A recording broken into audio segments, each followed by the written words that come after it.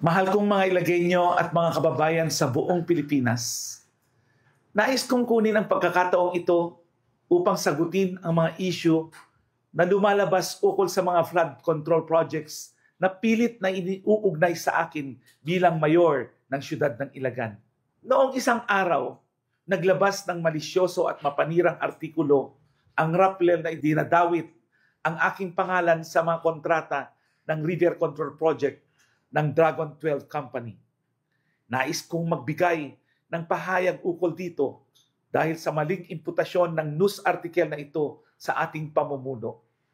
Una sa lahat, nais kong bigyang diin ang mga proyektong ito ay national and congressional projects na ipinatutupad ng DPWH. Hindi dapat ako nai-involve sa issue na ito dahil wala namang kinalaman ang city government sa pagpili ng kontraktor sa mga projects na ito, na pati funding, bidding, and procurement process sa mga nasabing project ay through DPWH na sinisiguro namang dumadaan sa proseso ng competitive bidding, lalo na dahil national and district government project po ito. By the way, all this implemented in Ilagan are legitimate, existing, and up to standard. I am not privy of my brother's business dealings. But on our part as city government, LGU, malinaw na walang conflict of interest dahil hindi involved sa funding, bidding award, at implementasyon ang mga nasabing proyekto. Hindi po proyekto ito ng city government. I would like to emphasize that Dragon 12 had no business dealings in the city government of Ilagan. Ang issue ito ay sinasakyan naman ng mga detractors ng administrasyong ito. Katatapos lang ng eleksyon, ang mga Ilageenyo na mismo ang makapagpapatunay na dito sa siyudad ng Ilagan, walang ghost projects po. Huwag nyo kaming itulad sa ibang bayan, probinsya, na maraming mga anomalya o ghost projects. Malinaw na ang mga alegasyon ay hindi lamang kulang, kundi wala sa konteksto. Ito ay sadyang inililihis upang makapanira dahil pilit akong idinadawit kahit wala naman akong involvement sa bagay na ito. Ang ganitong uri ng pamamahayag ay labag sa ethical na pamantayan ng journalism. You claim to speak truth to power, pero malinaw na lumilihis sa prinsipyong ito.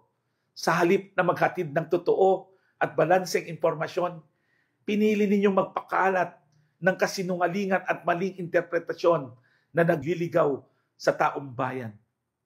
Freedom of the press is not an absolute power that one can wield irresponsibly. The insinuations made by Rappler is not only misleading, but also defamatory.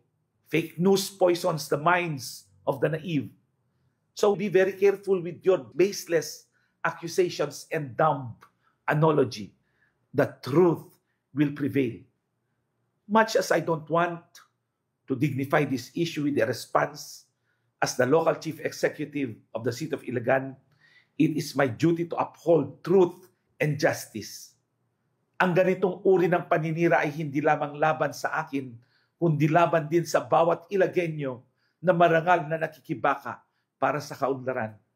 In passing, I would like to thank the national government, the district leadership, and the DPWH for the flood control projects that you have bestowed in the city of Ilagan. Dati po, konting ulan lang ay lubog na ang 51 barangays sa aming syudad na nagdudulot ng pagkasira ng mga kabuhayan at mga pag-aari. Pero dahil sa mga flood control projects na ito, nabawasan na ang bilang ng mga barangays na nalulubog sa baha tuwing tag-ulan. Nagpapasalamat din po ako sa 180,000 Ilageenyos na handang tumindig, magpatunay at depensahan ang inyong abang lingkod sa lahat ng paninirang pilit na iniuugnay sa akin. Sa puntong ito, nananawagan ako sa ating sambayanan na maging mapanuri at huwag basta-bastang maniniwala sa mga nababasa sa social media o kahit sa mga tinatawag na lehitimong pahayagan.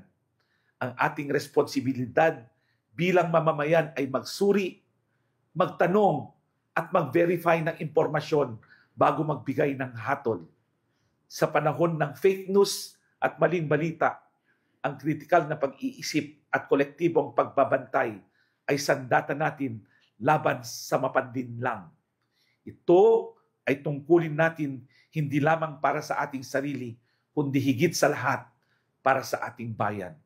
Ang bawat Pilipino ay may obligasyon na ipagtanggol ang katotohanan sapagkat sa likod ng maling impormasyon ay nakasalalay ang tiwala ng taong bayan at ang kinabukasan ng ating demokrasya.